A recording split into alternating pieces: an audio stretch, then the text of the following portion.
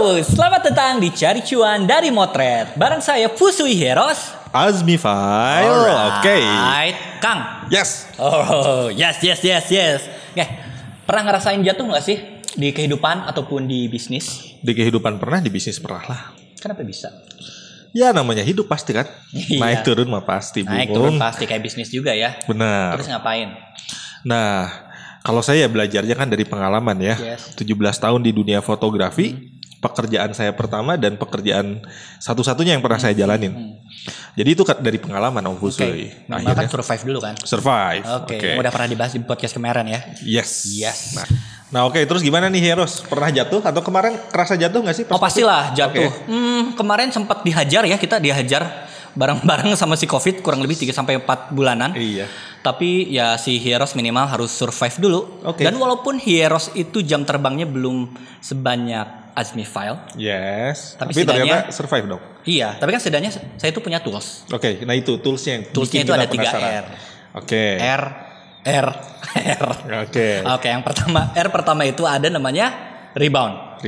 Yang kedua ada namanya reboot. Oke. Yang ketiga ada namanya reborn. Oke, jadi kalau pakai rumus ini nggak perlu belajar dari pengalaman yang terlalu panjang ya? Yes, betul. Setidaknya ada lilin lah kalau misalnya kita ada di gua, ada cahaya. Oke. Gitu. Alat bantu. Ya? Alat bantu, betul sekali. Coba dong jelasin ke teman-teman 3R itu apa aja nih? Oke, saya jelasin dulu yang pertama, ada namanya rebound. Kalau misalkan teman-teman pernah main basket, ya kan? Rebound itu bola basket nih. Oke. Bola dari atas Mantul ke tanah, mantul dari atas ke bawah.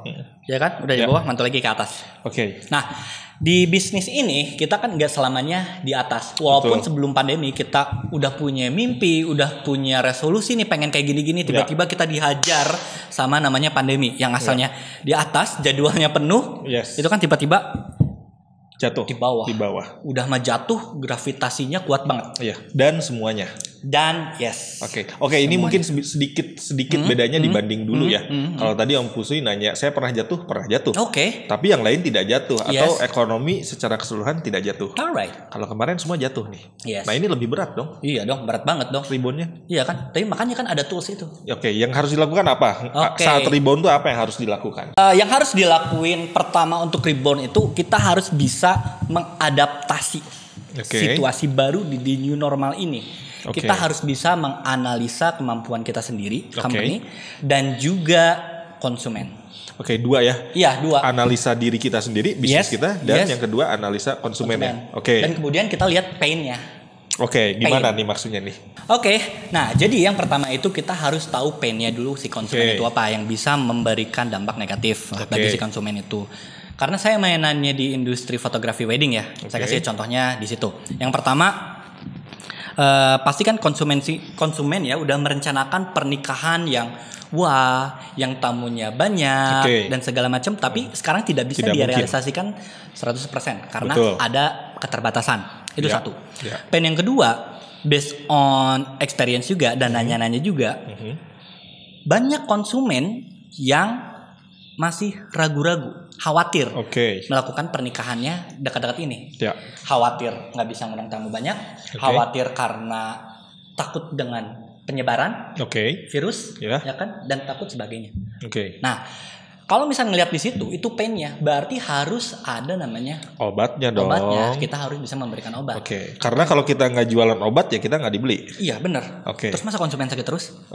Kita harus bisa jadi solusi kan? Sip. Sebagai wedding photographer nih, obat apa atau pain reliever ya kalau di istilah di teorinya ya, obat apa yang sama Heroes rancang nih?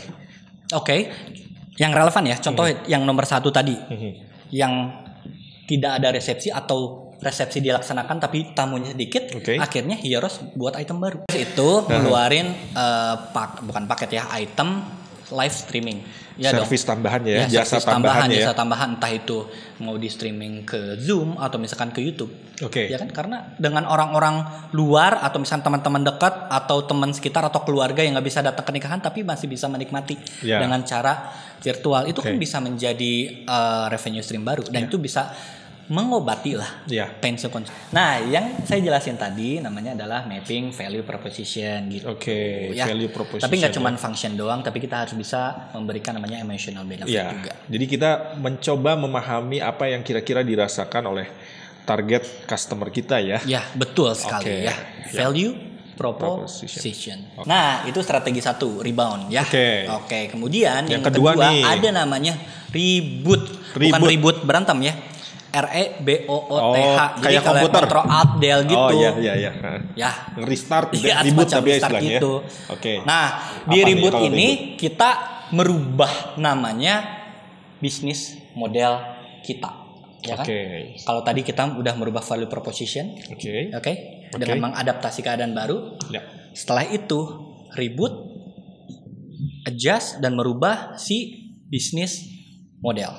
Berarti kalau ingat barusan tuh Om Fusui bilang reboot seperti komputer Control Alt Del ya. Yes. Berarti Control Alt Del itu atau nge-reboot komputer itu kan biasanya kalau komputer kita udah gak responsif. Keberatan gitu ya. Dan ujung-ujungnya blue screen gitu ya. Jadi kita harus reboot. Setelah di reboot biasanya ringan lagi tuh komputer.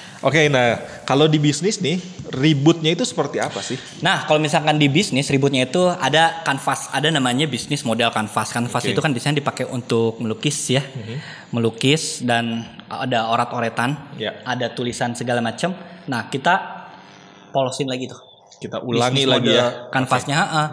Karena kan di dalamnya bisnis model kanvas itu ada macam-macam ya. Ada segmen. Berarti kan dengan kita mengadaptasi, menganalisa customer kita tadi ya, dapat segmen yang baru. Ya kan? Atau misalkan ada pendapatan yang baru, revenue stream itu tadi ya, yang baru, key activitiesnya baru, key resourcesnya baru, partnershipnya juga yang baru. Ya kan? Berarti polos lagi semuanya. Dan kemudian kita harus orat-oret lagi bisnis model kanvasnya. Itu gambarannya Kang, reboot ya di bisnis model kanvas yang asalnya banyak tulisan, lukisan dan akhirnya kita kosongin lagi. Kita sesuaikan lagi, kita rancang lagi ya. Nih file studio sendiri. Ngapain nih untuk ngeributnya? Persis sih. Kita pun kemarin melakukan itu ya, terutama tentang key activity-nya. Jadi selama ini kita coba persingkat aktivitas kita untuk closing dengan customer. Pakai apa nih persingkatnya nih? Nah, lewat website. Dikirain ilmu gaib, enggak kan? Bukan. Bukan.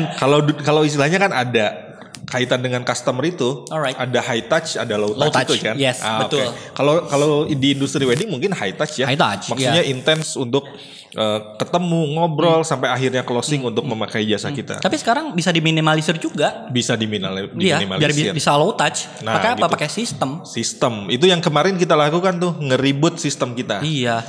Platformnya sama. Itu dia.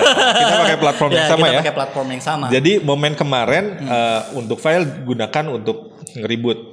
Benerin lagi website kita, rapih-rapihin semua. Sehingga apa? Dengan tim yang tidak begitu besar, kita masih tetap bisa operasional dengan bagus.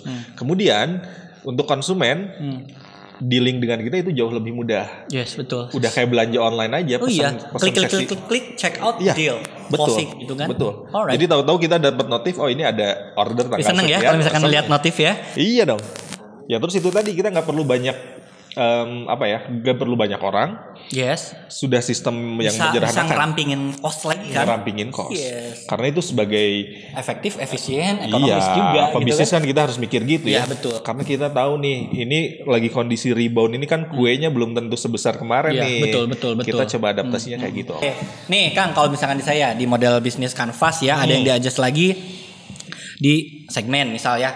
Nah, yang biasanya segmennya itu Jabodetabek, Bandung gitu kan, tapi sekarang bisa ke nasional. Kenapa? Karena kan sekarang ada trennya virtual photoshoot juga.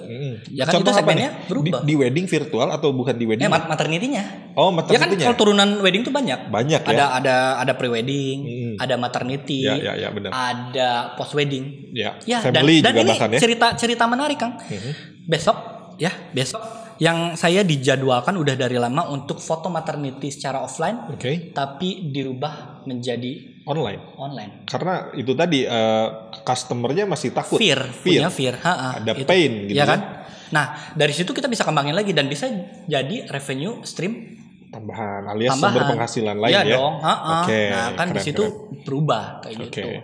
Jadi meskipun tadi ya mungkin paket pernikahan agak berubah karena tamu gak banyak gitu ya. Kue kita yang katakanlah tadinya angkanya di sekian jadi turun. Iya. Tapi kita harus cari sumber penghasilan lain dari produk lain ya. Iya, betul sekali. Itu. Keren.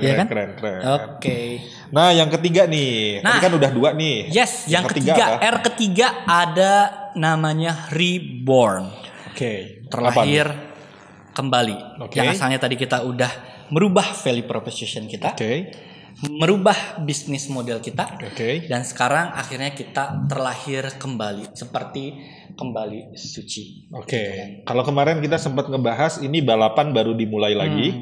Nah, kitanya pun sebagai company, sebagai penyedia jasa terlahir kembali ya. Iya. Gak bisa dong kita pakai strategi-strategi lama. Iya, nggak bisa dong. Kita harus normal aja baru.